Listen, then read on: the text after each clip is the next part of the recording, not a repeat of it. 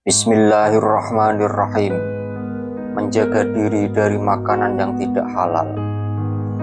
Di dalam perjalanan spiritual menuju hadirat Allah, seseorang harus menjaga diri dari makanan yang tidak halal.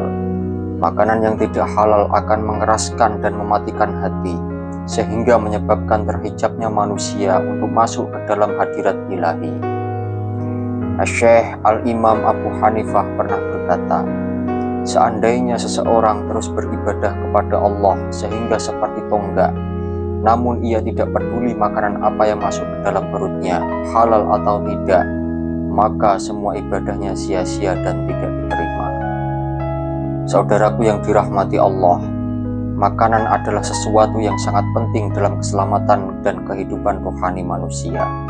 Syekh Abu Bakar At-Turmudzi menyatakan, seseorang tidak akan terhalang atau terhijab kepada Allah kecuali dengan 3 masalah.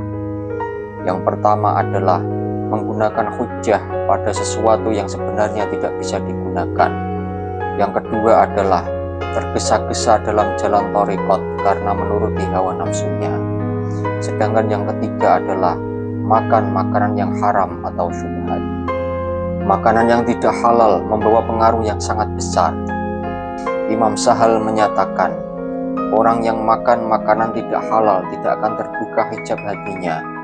Sholat, puasa, dan sedekahnya tidak diterima oleh Allah Subhanahu wa Ta'ala. Bahkan dengan makanannya itu, ia cepat mendapatkan siksanya. Sedangkan Syekh Ali Al-Khawas menyatakan, beribadah dengan modal makanan yang tidak halal adalah seperti merpati yang mengerami telur busuk, berarti menyusahkan diri sendiri dengan diam lama di tempat itu. Padahal tidak akan ada satupun telur yang akan menetas. Sebaliknya, yang keluar justru barang yang sangat busuk. Makanan yang tidak halal juga akan mengubah diri seseorang menjadi api yang membakar ketajaman berpikir, menghilangkan kenikmatan zikir, membakar kesucian niat, membutakan mata hati, merapuhkan agama, menghalangi datangnya makrifat dan hikmah, dan masih banyak lagi yang lainnya. Secara umum, segala bentuk kemaksiatan yang dilakukan oleh manusia pada dasarnya adalah disebabkan karena makanan yang masuk ke dalam perutnya. Karena itu, siapa yang makan makanan tidak halal kemudian berniat melakukan ketaatan, maka itu sama artinya dengan mengharapkan sesuatu yang mustahil. Sebaliknya, makanan yang halal akan membawa pengaruh yang sangat besar bagi kehidupan rohani seseorang. Syekh Ali Al-Khawas menyatakan, seseorang yang makan makanan yang halal, hatinya akan menjadi lunak, hatinya akan menjadi lembut dan bersinar, sedikit tidurnya, dan tidak terhalang hatinya untuk masuk ke dalam hadirat Allah. Syekh Sufyan Ats-Tsauri berkata, carilah makanan halal dan hindari makanan yang haram. Ketika yang dimakan halal kemudian membaca Al-Quran, terbukalah baginya 70 macam ilmu. Sebaliknya, ketika yang dimakan tidak diteliti halal atau tidaknya, maka tidak satupun ilmu yang terbuka baginya. Apabila seseorang terlanjur kemasukan makanan yang haram, segeralah berusaha untuk memuntahkannya. Bila tidak bisa, segeralah beristighfar dan bertaubat kepada Allah Subhanahu wa Ta'ala.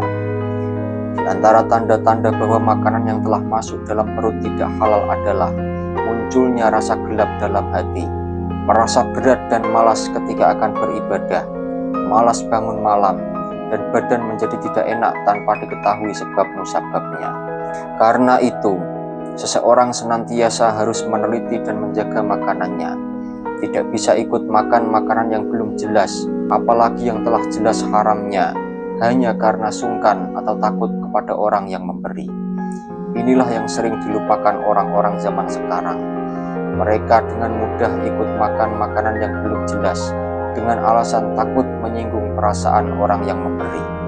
Kondisi ini sebenarnya sama artinya dengan seorang pemuda yang ikut mabuk bersama teman-temannya dengan alasan solidaritas teman. Ini adalah alasan yang tentunya tidak bisa diterima oleh para pejalan thariqah. Dengan demikian, kita dapat memahami betapa pentingnya menjaga makanan kita dari yang tidak halal. Dengan makanan yang halal, kita dapat mencapai kehidupan rohani yang lebih baik dan lebih dekat dengan Allah Subhanahu wa Ta'ala. Maka marilah kita berusaha semampu kita untuk menjaga apa saja yang masuk ke dalam perut kita demi meraih keabadian bersama Allah Subhanahu wa Ta'ala. Wallahu a'lam bishawab.